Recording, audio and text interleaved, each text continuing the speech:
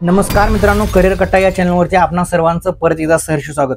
नमो शेतकरी महासन्मान योजनेचा जो काही चौथा हप्ता येणार होता, याच्या प्रतीक्षेत अगदी लाखो करोडो शेतकरी प्रतीक्षित होते। तर त्या सर्वांना ही आनंदाची बातमी आहे। तो हप्ता कधी येणार आहे, त्यासाठी किती रक्कम अदा करण्यात येणार आहे, याचा संपूर्ण असा सविस्तर जी.आर. आता आलेला आहे। तो जी.आर.च आपण सविस्तर या व्हिडिओमध्ये बघणार आहोत। हा नमो शेतकरी योजनेचा चौथा हप्ता आहे। तर चौथा हप्ता कधी येणार आहे तेच आपण या व्हिडिओमध्ये सविस्तर बघू। तोपर्यंत चॅनलवर जर तुम्ही नवीन असाल तर चॅनलला सबस्क्राइब करायला विसरू नका आणि बेल आयकॉनवरती क्लिक करा, म्हणजे तुम्हाला असेच नवनवीन व्हिडिओज तुमच्या नोटिफिकेशन मध्ये येत जातील।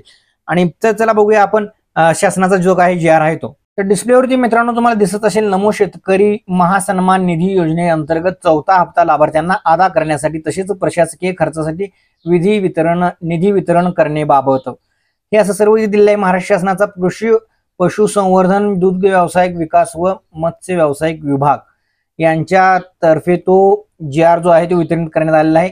दिनांक 20 ऑगस्टचा हा जी.आर. आहे।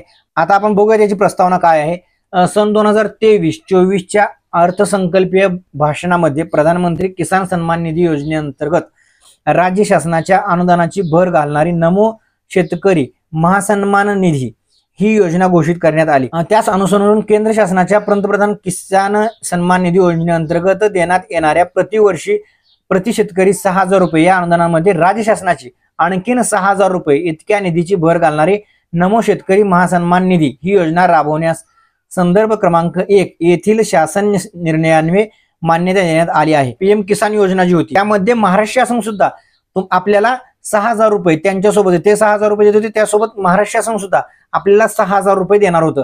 त्याबद्दलचा हा प्रस्ताव आहे। त्यामुळे नमो शेतकरी योजना हा वेगळी आणि ही जी महाराष्ट्र शासन जे राबवणार आहे त्याचा हप्ता तुम्हाला मिळणार आहे, त्याबाबतचा हा जी.आर. आहे।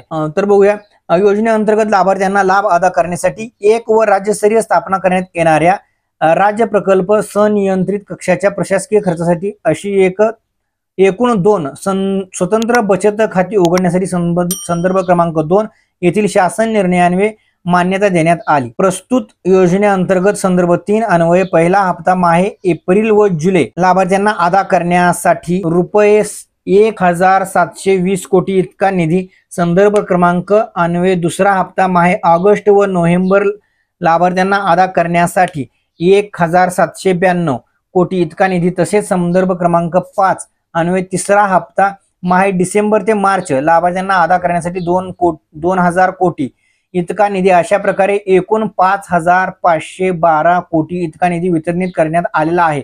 म्हणजे जो काही निधी होता तो वितरित करण्यात आलेला आहे।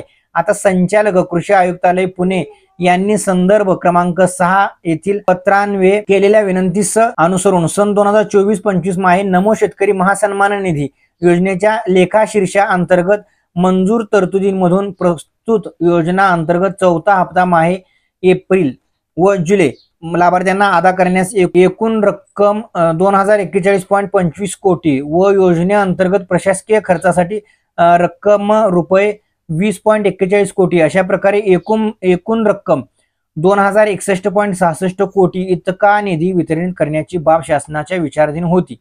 आता शासनाचा निर्णय जो काय आहे तो बघूया।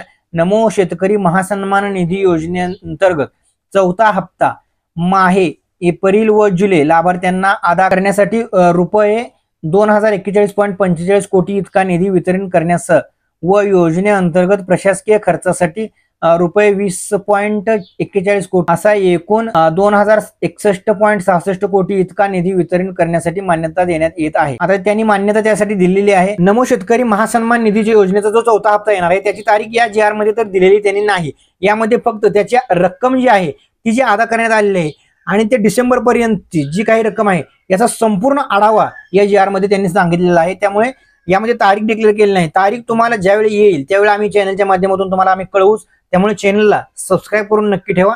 अशाच माहितीपूर्ण व्हिडिओ तुम्हाला आम्ही देण्याचा प्रयत्न करत असतो। त्यामुळे चॅनलवर नवीन असेल तर चॅनलला सबस्क्राइब करा आणि तुम्हाला याबद्दल काही शंका असतील तर ते आम्हाला कमेंट बॉक्समध्ये सांगा। तुम्हाला अजून कोणते व्हिडिओ बघायचे असतील तेही मला कमेंट बॉक्समध्ये सांगा। आम्ही त्या संदर्भात व्हिडिओ बनवण्याचा प्रयत्न नक्कीच करू।